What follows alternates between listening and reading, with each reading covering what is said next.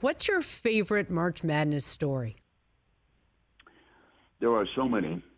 Back in the 80s, I will tell you one. In fact, somebody asked me about it yesterday. I was making my way through one of the casinos and talking to people. And so Villanova was set to play Georgetown in the championship. And the championship was in a small building for, the championship game. Today, of course, they're played in the big football stadiums and everything, so they pack more people in. But this one was played at the University of Kentucky down in Lexington. And in that tournament, we had three. In fact, the last time they had three teams in one conference. The Big East had three teams, Villanova and Georgetown being two of them, and they advanced. I believe the other two teams might have been St. John's and Memphis, but I don't remember. Anyway, I know what the championship game was Villanova and Georgetown. John Thompson was coaching Georgetown. Raleigh Massimino was coaching Villanova. By this time, I'm now doing the play-by-play. I'm not the host. John Thompson was somewhat difficult to deal with. A very decent human being, did a great job at Georgetown, but didn't like the media probing around what he was doing in practice, et cetera. So he kept the Hoyas in Louisville, which leads to part of this story later. But Villanova stayed in Lexington, and Raleigh Massimino was at practice on Sunday. And I went over to watch Villanova practice because I was not going to be allowed to watch the Hoyas practice up in Louisville. So I sat through the Villanova practice. They had played Georgetown twice during the regular season. They had taken them to overtime once before losing. They had lost both times. And Raleigh was there after practice, and I went over to him, and I believe my question was something like, Raleigh, what in the world are you going to do to stop Patrick Ewing and this talented Hoya team this time? And he kind of looked at me with this weird look, and he said, you don't think we can win this game, do you?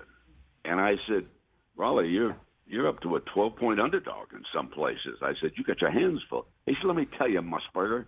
He said, I like that sport coat you're wearing. I'll bet you that sport coat that we win this game. I said, Coach, what do I get if you lose it? And we laughed. And he said, I'll take you out to dinner in Philadelphia. I said, okay, Raleigh. Game on.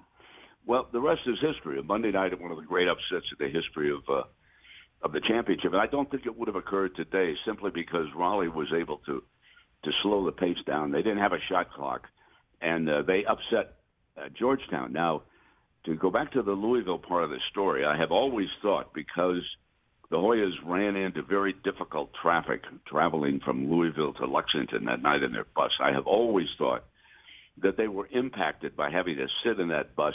I think it was upwards of an extra hour in the travel. Traffic was that heavy coming into Lexington that night to party or watch the game or whatever. And I think that those two things help. Well, anyway, my sport coat had been purchased from a clothier in Westport, Connecticut. Mr. Bill Mitchell was Mitchell's. And so I went up and I said, Bill, this sport coat that you sold me that I liked so very much, I lost to Raleigh Massimino. Can we make one that would fit him so I can keep mine? And we laughed. And, of course, he did. And I went over to Philadelphia, and I presented Raleigh Massimino at a private party with a couple of libations, if you know what I mean. I presented him with his sport coat.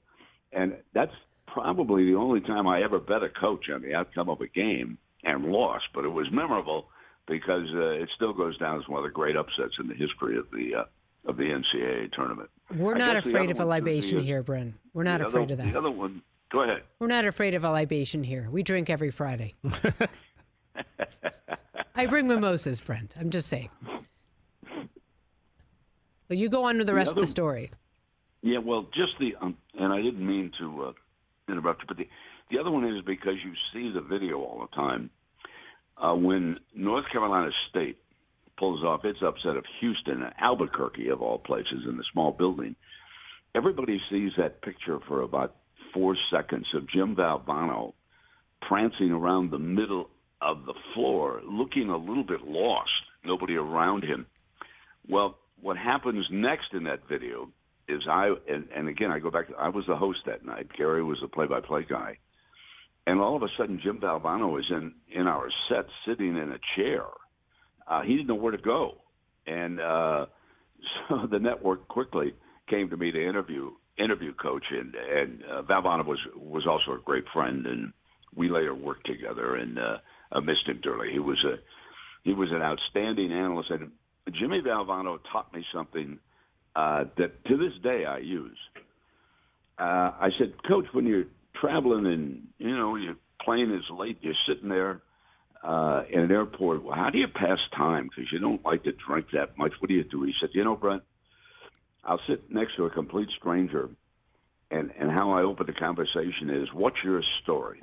And I said, what do you mean? He said, listen, everybody's got a story. And you get them talking, and he said, you take the conversation from there. And I've used it. I've used it a couple of times when I've been delayed in airports, and Coach Valvano was right on the money. What's your story? And, man, it's amazing. It's amazing the backgrounds you learn about different people. Now, of course, in the era of the cell phone, you can't get people to take their eyes off their cell phone around. You know what I mean?